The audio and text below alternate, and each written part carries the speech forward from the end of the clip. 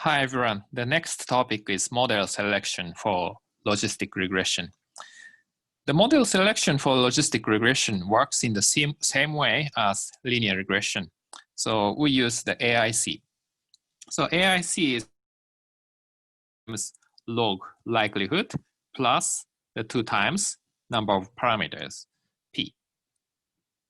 So the idea is that we want to have larger log likelihood, but also we want to have a smaller model. If the smaller, simple model explain the situation very well, that is better than the elephant model explain the situation well. Especially the data is finite, so if we have too many variables, always we can explain the data. So smaller model is better, larger likelihood is better. So that's the point. And this is very general scheme, so we can calculate this quantity for logistic regression. So in linear regression, the higher, smaller errors, the smaller residual errors, so is achieved with large model. So if model is large, then we can make error smaller. So criterion to choose the best model, always that criterion choose a larger model. And logistic regression also the smaller deviance is achieved by a larger model. So that cannot be a criterion either. Okay, so the example, so we use the heart disease data. So we regress the binary variable, the heart disease occurrence on 10 variables, age, height, weight, BMI, SDP, DBP, cholesterol, the DIB, EP, cigarette, and ARCOS. So we have 10 variables. And the BMI was added to original variable. The definition of BMI is weight. So we added this variable. Usually the unit is kilogram per meter square, but here we don't really care because anyway, so that is a linear function. For any scale, the linear model, logistic regression model are equivalent. So the unit is different. Probably this is the pound per inch square in this data. Okay, then logistic regression.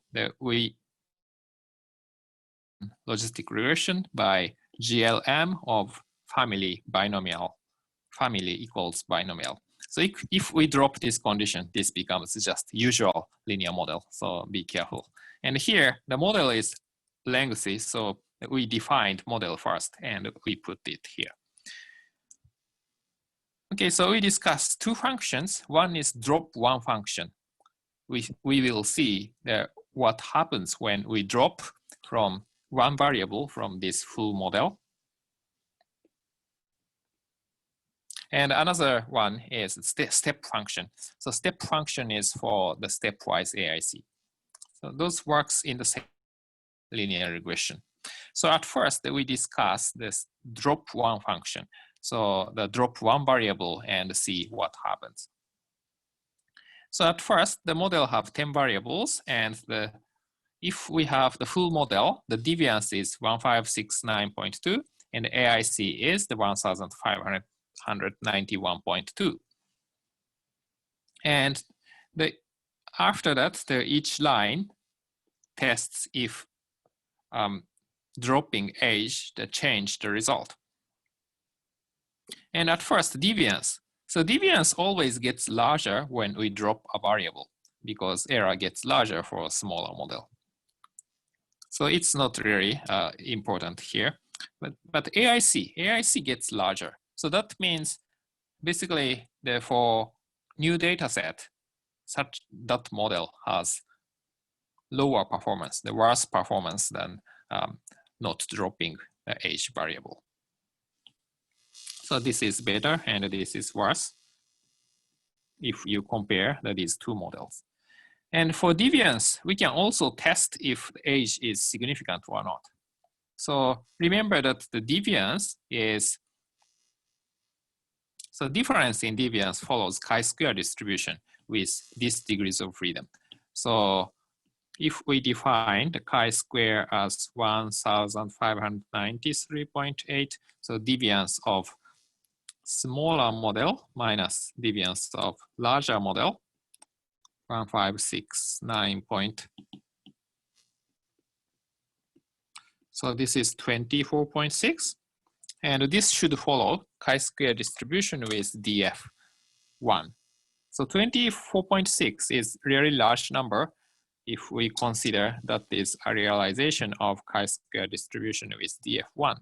So this has mean 1. So 24.6 is really large number. So p-value is probably very significant. So we should include the age variable. And also we want to mention that the AIC value, okay, so this AIC value is calculated by deviance plus the 2 times number of parameters. So we have 10 variables. So including the intercept, we have 11 parameters. So 11 times 2. So AIC is the negative 2 times log likelihood plus 2 times number of parameters. And the deviance is negative 2 times log likelihood. So exactly, if we add 22 to this number,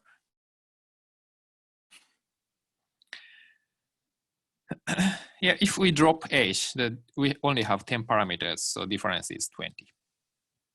So it's not good to drop age that we have seen, but actually some other variables, it's better to drop.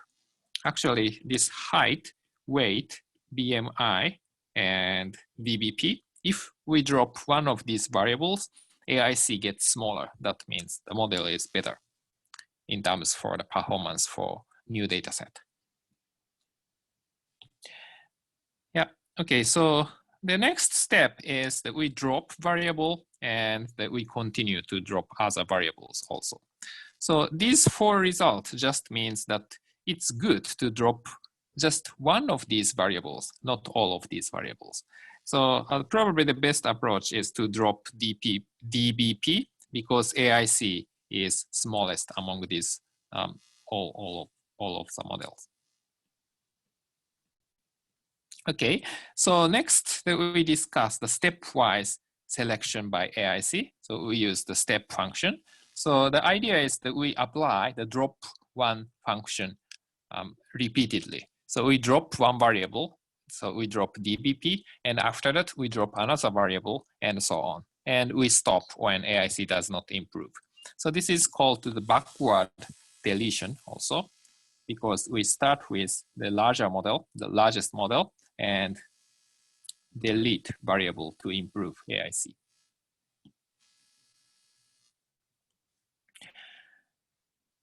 Yeah.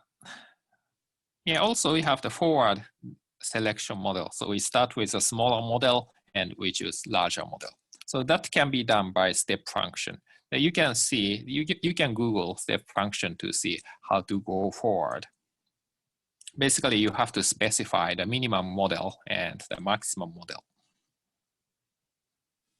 Okay, and this trace is equal to 0 means that we don't show all outputs because we apply the drop one function repeatedly, so the output is very long, so that we don't want to see all outputs sometimes. And okay, so the result is here. We have actually the 8 variables. So originally we have 10 variables. So we drop at first the DBP as we have seen in the next slide. But also we will drop another variable to improve the AIC. But if we drop 3 variables, then actually AIC gets larger. So this is how model selection works in the logistic regression in R.